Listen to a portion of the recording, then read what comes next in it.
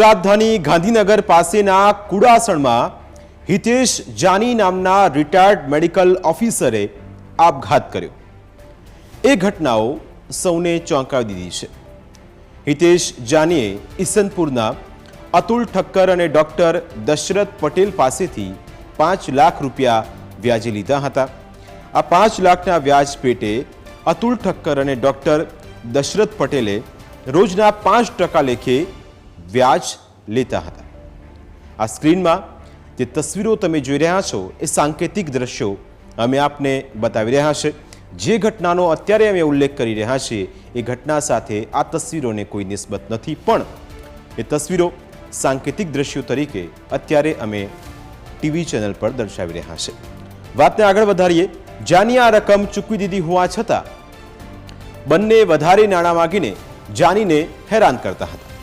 Doctor Dasharath પટેલે Gandhinagar સચિવાલયમાં section officer તરીકે હિતેશ જાનીના પુત્ર જીગર જાનીનો સંપર્ક કરીને તેને પણ પૈસા આપવા કહેલું, પણ હિતેશ જાનીએ તેને આ વાતથી દૂર રહેવાની સલાહ આપી હતી।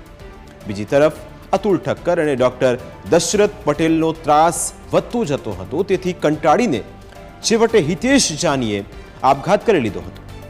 હિતેશ જાની આપઘાત કરતા પહેલા એક સુસાઇડ નોટ લખે છે અને આ સુસાઇડ નોટમાં શું હોય છે, જેમાં અતુલ ઠક્કર લખે છે અને અતુલ ઠક્કર અને ડોક્ટર દશરથ પટેલને પોતાના આપઘાત માટે તે જવાબદાર ગણાવે છે। આ સુસાઇડ નોટના આધારે પોલીસે ભારતીય ન્યાય સંહિતાની કલમો લાગુ કરીને અતુલ ઠક્કર અને ડોક્ટર દશરથ પટેલ સામે આપઘાત માટે દુષ્પ્રેરણાનો ગુનો નોંધ્યો છે। પોલીસે અતુલ ઠક્કરની ધરપકડ કરી છે, જ્યારે ડોક્ટર દશરથ પટેલ ફરાર છે। આ તો એક કિસ્સાની વાત કરી, પણ આવા કિસ્સા ગુજરાતમાં રોજે રોજ બને છે અને વ્યાજના વિષ ચક્રમાં આ જ રીતે જિંદગી હોમાતી જઈ રહી છે। સવાલ એ છે કે વ્યાજ મોંઘું થઈ રહ્યું છે અને જિંદગી સસ્તી થઈ રહી છે। વ્યાજના વિષ ચક્રમાં આવીને યુવાઓ હોય કે વડીલ એ આપઘાતનો રસ્તો પસંદ કરીને જિંદગીને ટૂંકાવી દે છે। સવાલ એ છે કે આખરે આ વ્યાજનું વિષ ચક્ર કેમ આવા પરિવારોને ઘેરી વળે છે। ઊંચા દરે વ્યાજે લીધેલા નાણાંનું વ્યાજ અનેક ગણું હોય છે। નાણાં ન ચૂકવનારાઓને વ્યાજખોરો આપે છે ધાક ધમકી। વ્યાજખોરોની ચુંગાલમાં ફસાયેલા સેંકડો લોકો કરે છે આત્મહત્યાનો પ્રયાસ। વ્યાજના વિષચક્રમાંથી નાગરિકોને મુક્ત કરવા રાજ્ય સરકારે ડ્રાઈવ શરૂ કરી। ગુજરાતના રાજ્યકક્ષાના ગૃહમંત્રી હર્ષ સંઘવીએ વ્યાજખોરો પર લગામ કસવા ગુજરાત પોલીસ પાસે કડક કાર્યવાહી કરાવી છે। હર્ષ સંઘવી વ્યાજખોરોના આ વિષચક્ર સામે સરકાર કેટલી સજ્જ અને કડક પગલાં ભરી રહી છે તે વિશે પણ પોતાની પ્રતિક્રિયા આપી હતી। વ્યાજનો ધંધો કરનાર લોકો કોઈક પરિવાર પાસેથી 10%, તો કોઈકની પાસેથી 5% ડાયરીઓથી ઓળખાતા આ વેપારોને પકડવા માટે ગુજરાત પોલીસે ગત વર્ષે જાન્યુઆરી મહિનામાં એક અભિયાન ચાલુ કરેલું, જેમાં 841 કેસો કરીને ગુજરાતના મોટા ભાગના આ પ્રકારના વેપાર કરીને આ પરિવારોને બરબાદ કરનાર લોકોને પકડવામાં આવેલા હતા। આ વર્ષે આ અભિયાન ગુજરાતભરમાં ચાલુ કરવામાં આવ્યું છે। પહેલા મહિનામાં અમારું ફોકસ જે નાની રકમો હોય છે, કારણ કે 1 લાખથી લઈને 5 લાખ રૂપિયા સુધીની જે ડેલી ડાયરી તરીકે ઓળખાતા જે વેપલાઓ છે તેને પકડવા માટેનો આખું અભિયાન ગુજરાત પોલીસ દ્વારા ચાલુ કરવામાં આવ્યું છે। તો 21 જૂન 2024થી રાજ્યભરમાં સરકારની પહેલ એક શરૂ થઈ છે। નાણાં ધીરનાર અધિનિયમ 2011 અંગે લોકોને અપાઈ રહી છે સમજ। 31 જુલાઈ 2024 સુધી આખી આ ડ્રાઈવ ચાલશે। આ ડ્રાઈવમાં ઉચ્ચ પોલીસ અધિકારીઓ યોજશે લોક દરબાર અને ગ્રામ્ય વિસ્તાર કે શહેરી વિસ્તારના કેટલાક પોકેટ્સને પકડશે। વ્યાજખોરીનો ભોગ બનેલા લોકોને કરાવશે મદદ અને અનઅધિકૃત એક પણ વ્યાજખોર પોલીસની કડક કાર્યવાહીથી અહીં નહીં બચી શકે। સ્પેશિયલ ડ્રાઈવમાં 226 વ્યાજખોરો સામે 134 એફઆઈઆર દાખલ કરાઈ ચૂકી છે। 21મી જૂનથી અત્યાર સુધીમાં 570 લોક દરબાર યોજાઈ ચૂક્યા છે. 35,000થી વધુ નાગરિકો જોડાયા છે અને આ સાથે વ્યાજે નાણાં આપનારા જાગૃતિના અભાવનો ઉઠાવે છે ફાયદો. અને એટલે જ એક પહેલ આ જરૂરી હતી. સામાન્ય ધંધા વેપારીથી માંડીને મોટા વેપાર માટે પણ કેન્દ્ર સરકારની સ્વનિધિ કે મુદ્રા યોજનામાં સાવ નજીવા દરે અને સબસિડીનો લાભ સાથે નાણાં આપવામાં આવે છે. આ અંગે જાણકારીના અભાવે લોકો વ્યાજખોરો પાસેથી નાણાં લે છે. સામાન્ય પ્રજાને લોન ધિરાણ મેળવવામાં મદદરૂપ થવા માટે બેંકોમાં પણ આ અભિયાનમાં જોડવામાં આવી છે. રાષ્ટ્રીયકૃત બેંકો અને સહકારી બેંકોના પ્રતિનિધિઓ ઉપરાંત જિલ્લા ઉદ્યોગ કેન્દ્રના અધિકારીઓ તથા આ પ્રકારની લોન સહાય આપતા અન્ય સરકારી વિભાગોના પ્રતિનિધિઓ સાથે સંકલન કરાયું છે. આ બધાની મદદથી લોન ધિરાણ અપાવવામાં સહાયતા માટે કેમ્પનું એક આયોજન પણ કરાઈ રહ્યું છે. પોલીસનો દાવો છે કે પોલીસ એ શરૂ કરેલી કાર્યવાહીથી અનેક નાગરિકોના જીવન બચ્યા છે અને અનેક લોકોને પોતાની ફસાઈ ચૂકેલી જીવનભરની મૂડી પરત મળી રહી છે. પણ સામે ગાંધીનગરના મેડિકલ પ્રેક્ટિશનર જેવા લોકો વ્યાજખોરના ત્રાસથી મોતને વહાલું કરે છે એવું પણ બને છે. તેનો મતલબ એ છે કે વ્યાજખોરોને કાયદાનો કે સરકારનો એટલો ડર નથી અને સરકાર ધારે છે કે તેના કરતાં આ દૂષણ વધારે મોટું છે. એટલું જ નહીં, વધારે વ્યાપક પણ હોઈ શકે. જો કે એક બીજા મુદ્દા તરફ પણ ધ્યાન દોરવું જરૂરી છે. વ્યાજખોરોનો ભોગ બનેલા આ બધા નિર્દોષ હોય છે એવું પણ નથી. મોટા ભાગે વ્યાજખોરો પાસે એવા લોકો જાય છે જેમની પાસે પૂરતા દસ્તાવેજો નથી હોતા. આ સિવાય બેંકો કે બીજી સંસ્થાઓ પાસેથી લોન લઈને ના ભરી હોય એ ડિફોલ્ટ થઈ જઈ ચૂક્યા હોય છે. એવા લોકો પણ ઊંચા વ્યાજે નાણાં લેવા જાય છે. એ લોકો ભૂતકાળની જેમ અત્યારે જ વ્યાજ કે મૂડી નથી આપી શકતા. તેથી વ્યાજખોરો જે સખ્તી કરે છે અને તેમાં પરિણામ ખરાબ આવે છે. ટૂંકમાં માત્ર વ્યાજખોરોને જ દોષ દેવો યોગ્ય નથી, પણ ઘણા કેસોમાં વ્યાજે નાણાં લેનાર એટલા જ જવાબદાર હોય છે. અલબત્ત મોટા ભાગના લોકો વ્યાજખોરોના શોષણ અને અત્યાચારનો ભોગ બનેલા હોય છે. એ પણ માનીએ તો આ દૂષણથી બચવાનો ઉપાય વ્યાજખોરોથી દૂર કરવાનો અને રહેવાનો, આ ઉપરાંત કાયદાકીય પગલાં ભરવાનો છે. પણ મોટા ભાગના લોકોને કાયદાકીય રક્ષણ વિશે ખબર જ નથી હોતી. હવે વ્યાજખોરો સામે કાયદાનું આખું એક શસ્ત્ર કેવી રીતે કામ કરે છે? વ્યાજખોરોથી બચવા માટે વ્યાપક કાયદાકીય એક રક્ષણ છે. ગુજરાત નાણાં ધીરધાર અધિનિયમ 2011 નામનો એક કાયદો છે. વ્યાજે પૈસા લેનારની સુરક્ષા માટે મજબૂત તેની જોગવાઈઓ પણ છે. સામાન્ય લોકો જોગવાઈથી અજાણ છે. વ્યાજખોરોની મનમાની અને દાદાગીરી પણ તેના કારણે જ વધી છે. ગુજરાત મની લેન્ડર્સ એક્ટ 2011 નામના આ કાયદામાં સૌથી મહત્વની જોગવાઈ એ છે કે જે શું જોગવાઈ છે સમજો. વ્યક્તિ વ્યાજે પૈસા આપવાનો ધંધો કરે છે તેણે પોતાનું રજિસ્ટ્રેશન કરાવવું ખૂબ જરૂરી છે. જો એણે રજિસ્ટ્રેશન ન કરાવ્યું હોય એવી વ્યક્તિ કે પેઢી પૈસા વ્યાજે આપી શકતી નથી. વ્યક્તિ કે પેઢી જે વિસ્તાર માટે રજિસ્ટ્રેશન કરાવે તે જ વિસ્તારમાં તે નાણાં વ્યાજે આપી શકે, બીજા વિસ્તારમાં નહીં. કાયદા હેઠળ વ્યાજે પૈસા આપવાના ધંધામાં રજિસ્ટ્રેશન જરૂરી છે. રજિસ્ટ્રેશન સર્ટિફિકેટની માન્યતા એટલે કે વેલિડિટી ફક્ત 5 વર્ષની હોય છે. 5 વર્ષ પછી ધંધો ચાલુ રાખવો હોય તો લાયસન્સ રિન્યૂ કરાવવું જરૂરી છે. રજિસ્ટ્રેશન કરાવ્યા બાદ વ્યાજે પૈસા આપનારે પોતાના આવકનો સ્ત્રોત બતાવવો પડે. વ્યાજે આપનારની જે કેશબુક, પૈસા કોને વ્યાજે આપ્યા અને તેની સાથેની લેવડ દેવડનો હિસાબ પણ ખૂબ જરૂરી છે. આ કાયદા પ્રમાણે વ્યાજે નાણાં લેનાર વ્યક્તિ વ્યાજ ચૂકવે અને પછી મુદ્દલ આપે છે તો તેની પણ પાકી રસીદ વ્યાજે આપનારે આપવાની રહે છે. આ લેણ દેણનો હિસાબ એક પાસબુક જેવો જ હોય છે અને 5 વર્ષ માટે આ હિસાબ રાખવો ફરજિયાત છે. વ્યાજે નાણાં આપનાર વ્યક્તિ કે પેઢી વસ્તુ કે મિલકત ગીરવે મૂકીને નાણાં વ્યાજે આપી શકે છે. જો કોઈ વ્યક્તિ નાણાં વ્યાજે લે અને વસ્તુ કે સંપત્તિ ગીરવે મૂકે તેની કિંમત સહિતની વિગતો ધરાવતી પાકી રસીદ વ્યક્તિ કે પેઢીએ આપવી પડે છે. વ્યાજ કે મુદ્દલ ન ચૂકવાય તો 2 વર્ષ સુધી તે ગીરવે મૂકેલી વસ્તુઓ નિકાલ કરી શકતો નથી. ગુજરાતમાં વ્યાજે નાણાં આપનાર વ્યક્તિ કે પેઢી વ્યાજે લેનાર વ્યક્તિ પાસેથી કયા પ્રકારે એના વસૂલી કરી શકે છે એ સમજો, કારણ કે આ જાણવું જરૂરી છે. સિક્યોરિટીના બદલામાં વધુમાં વધુ વર્ષે 12% વ્યાજ લઈ શકાય છે. જો તમે વ્યાજે પૈસા લેતા હો તો આ વસ્તુ પણ ખૂબ ધ્યાને રહો. સિક્યોરિટી ના હોય તો વધુમાં વધુ વાર્ષિક 15% વ્યાજ લઈ શકે. વ્યાજનો દર રાજ્ય સરકાર નક્કી કરે છે. સરકારે નક્કી કરેલા વ્યાજ દરથી વધારે દરે નાણાં ન આપી શકાય. કાયદાના ભંગ કરનારને 25,000 સુધીનો દંડ અને અથવા 2 વર્ષ સુધીની કેદ થઈ શકે. વ્યાજખોર પરેશાન કરતો હોય તો વ્યાજખોર સામે પોલીસમાં ફરિયાદ કરી શકાય છે. પોલીસ ફરિયાદ ન નોંધે તો પણ કાયદાનો સહારો લઈ શકાય છે.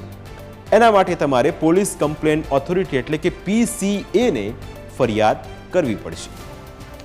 PCA કાગળનો વાંક છે અને એ ફરિયાદ પોલીસને જ મોકલે છે, તેથી તેની પાસેથી બહુ અપેક્ષા ન રખાય. પણ PCAમાં ફરિયાદ કરવી જ એટલા માટે જરૂરી છે જેથી હાઈકોર્ટમાં જવા માટેનો તમારો રસ્તો ખુલી શકે. વ્યાજે નાણાં આપનારને પણ કાયદાકીય રક્ષણ મળેલું હોય છે. લોનની ચૂકવણીમાં બ્રીચ ઓફ કોન્ટ્રાક્ટ એટલે કે કરારનો ભંગ એ ક્રિમિનલ ગુનો નથી, પણ વ્યાજે નાણાં આપનાર નાણાંની વસૂલાત માટે સિવિલ કોર્ટનો સંપર્ક કરી શકે છે. જો 180 દિવસથી વધુ સમય સુધી લોનની ચૂકવણી કરવામાં ન આવ્યું હોય તો વ્યાજે નાણાં આપનારને 1881ના નેગોશિયેબલ ઇન્સ્ટ્રુમેન્ટ એક્ટની કલમ 138 હેઠળ ઉધાર લેનાર સામે કેસ દાખલ કરવાની છૂટ છે. વ્યાજખોરો વ્યાજના નાણાંની અવેજમાં પચાવી પાડે છે મિલકત. મની લોન્ડર્સ એક્ટ હેઠળ રજિસ્ટ્રાર ઠરાવ દ્વારા આવી મિલકત વ્યાજખોરો પાસેથી કબજે કરીને મૂળ માલિકને પરત અપાવવાની પણ કેટલીક જોગવાઈઓ છે. જો તમે વ્યાજે પૈસા લીધા અને સામે મિલકત તમારી કબજે લઈ લેવામાં આવે તો કઈ રીતે તમે આગળ વધશો? Prevention of anti social activities પાસા હેઠળ તેમાં કાર્યવાહી થાય છે. 1985 અને the prevention of money laundering act PMLA હેઠળ પણ કાર્યવાહી થાય છે. કાયદા હેઠળ આરોપીઓએ ગુનાહિત પ્રવૃત્તિથી વસાવેલી સંપત્તિને પણ ટાંચમાં લઈ શકાય છે. આરોપીઓ દ્વારા ગુનાહિત પ્રવૃત્તિથી વસાવેલી સંપત્તિની વિગતો મેળવવામાં આવે છે. PMLA હેઠળ ઈડીને આધાર પુરાવા સાથે તમે અરજી કરી શકો છો. વ્યાજખોરો સામે CID ક્રાઇમ મારફતે ઈડીને અરજી કરી શકાય છે. Gujarat prevention of anti social activities act 1985 પોલીસને જાહેર જનતાની જાળવણી માટે બુટલેગરો, ખતરનાક વ્યક્તિઓ, ડ્રગ અપરાધીઓ, અનૈતિક ટ્રાફિક અપરાધો અને મિલકત પચાવી પાડનારની અટકાયત હેઠળ લેવાની મંજૂરી આપે છે.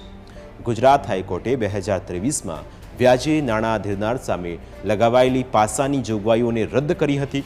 ગુજરાત સરકારે તેની સામે સુપ્રીમ કોર્ટમાં અરજી કરી છે. તેથી આ મામલો પડતર છે, પણ સરકાર ઘણા કેસોમાં પાસા લગાવી રહી છે. એટલા માટે કાયદો કડક બની રહ્યો છે. અને આગળ આપણે વાત કરીશું કે આ ઉપરાંત એવા કઈ જોગવાઈઓ છે જે તમને મદદ કરી શકે, તેના વિશે કરીશું વાત એક બ્રેક બાદ.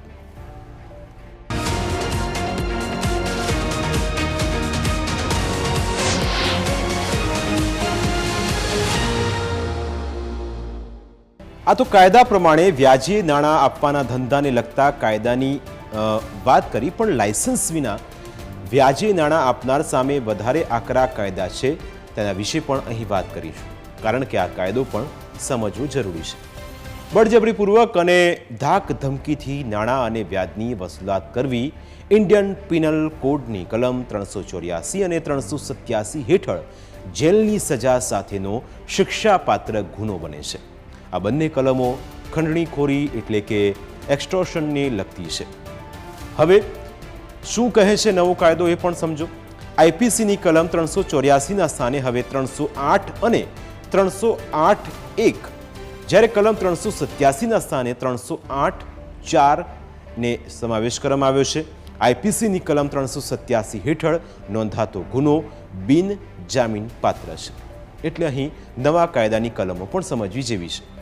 IPCની કલમ 384 અથવા તો ભારતીય ન્યાય સંહિતાની કલમ 308 અને 308(1) મુજબ કોઈ વ્યક્તિ કોઈ પણ પ્રકારનો ડર પેદા કરીને અથવા પોતાની શક્તિનો દુરુપયોગ કરીને અન્ય વ્યક્તિને પરેશાન કરે તો એ ગુનો છે.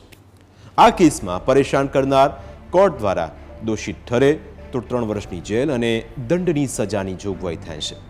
ઇન્ડિયન પિનલ કોડની કલમ 387 અથવા તો ભારતીય ન્યાય સંહિતાની કલમ 308(4) મુજબ કોઈ વ્યક્તિ પૈસાની ઉચાપત કે લેવડ દેવડ માટે કોઈ વ્યક્તિને ડરાવે છે, ગંભીર ઈજા પહોંચાડે છે તો પણ તેની સામે ગુનો બને છે.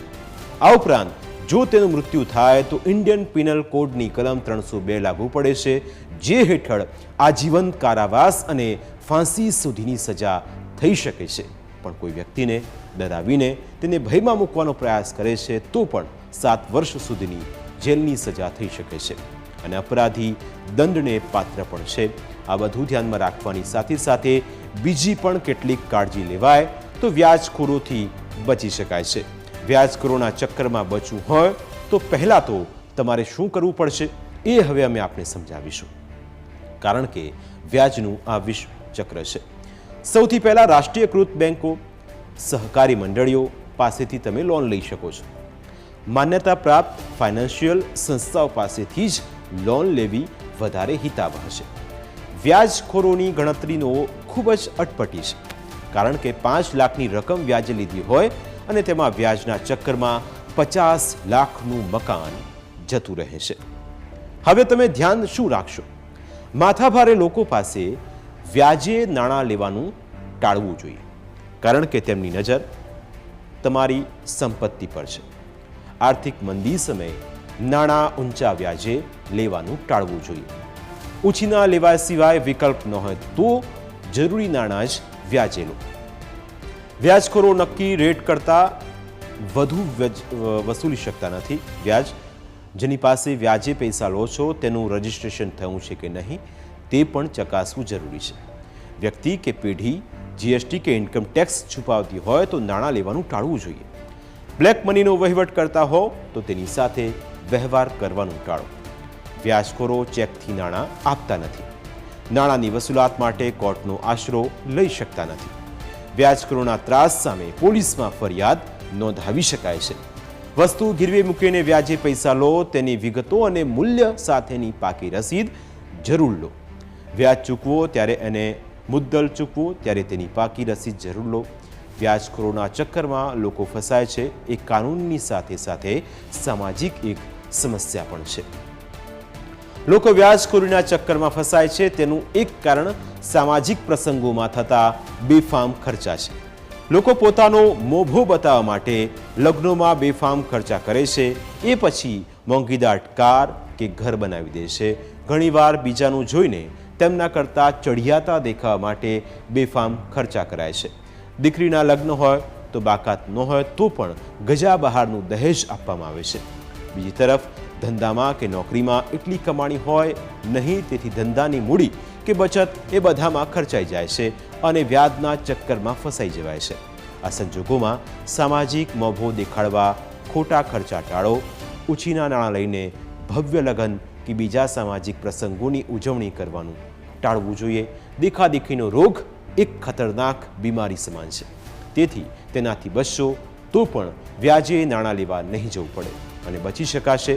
ગુજરાતમાં છેલ્લા 5 વર્ષથી રાજ્ય સરકાર વ્યાજખોરો સામે અભિયાન ચલાવે છે, છતાં વ્યાજખોરો પર અંકુશ કેમ નથી આવતો એ પણ સમજવા જેવું છે. કોરોના રોગચાળાની અસર આર્થિક પ્રવૃત્તિઓ પર અત્યંત વ્યાપક રીતે પડી હતી, તેથી ઘણા લોકો રોકડ રૂપિયાની તંગીનો સામનો કરી રહ્યા છે. આ સંજોગોમાં તેમને વ્યાજે રૂપિયા લેવા પડે છે અને પછી તેઓ વ્યાજખોરીના ચક્રવ્યૂહમાં ફસાઈ જાય છે. ઊંચા દરના વ્યાજનું ચૂકવણું થતું નથી અને પછી નાદારીની સ્થિતિ આવીને ઊભી રહે છે. નાણાં ન ચૂકવી શકે એટલે વ્યાજખોરો ત્રાસ વર્તાવવા માંડે છે. તેનું ક્યારેક ગોઝારું પરિણામ પણ આવે છે. ગુજરાત સરકાર લોકોની આ સમસ્યાને સમજીને અભિયાન ચલાવી રહી છે એ સારી વાત છે, પણ તેના કારણે વ્યાજખોરોનો આતંક મટતો નથી. તેનું કારણ એ છે કે વ્યાજખોરોને રોકવાની જવાબદારી જેમના માથે છે એ પોલીસ અને નેતાઓ પણ વ્યાજખોરી દ્વારા લોકોને ચૂસવાના ધંધામાં સામેલ થયા હોય તેવા પણ આક્ષેપો થતા રહે છે. રાજ્ય સરકારના લોક દરબારોમાં ઘણા પોલીસ અને નેતાઓ સામે પણ રજૂઆત થઈ છે. આ લોકો કાં સીધા આ ધંધામાં સંડોવાયેલા છે અથવા તો વ્યાજખોરોની મદદ કરે છે. તંત્રની મદદ વિના આ પ્રકારે રૂપિયાને ગેરકાયદે વ્યાજે ફેરવવાનો ધંધો શક્ય નથી એવું કેટલાક લોકોનું પણ માનવું છે. હવે હકીકત શું છે એ તપાસનો વિષય છે, પણ વ્યાજનું વિષચક્ર અનેક લોકોને પોતાની જાળમાં ફસાવીને તેમને મોતના મુખ તરફ ધકેલી રહ્યું છે. સવાલ એ છે કે વ્યાજ મોંઘું પડી રહ્યું છે અને જિંદગી સસ્તી થઈ રહી છે, અને આ જ કારણોસર પરિવાર પણ થઈ રહ્યા છે વેરવિખેર. ઘરના મોભી મોતને ભેટતા સ્થિતિ વધારે કપરી બને છે.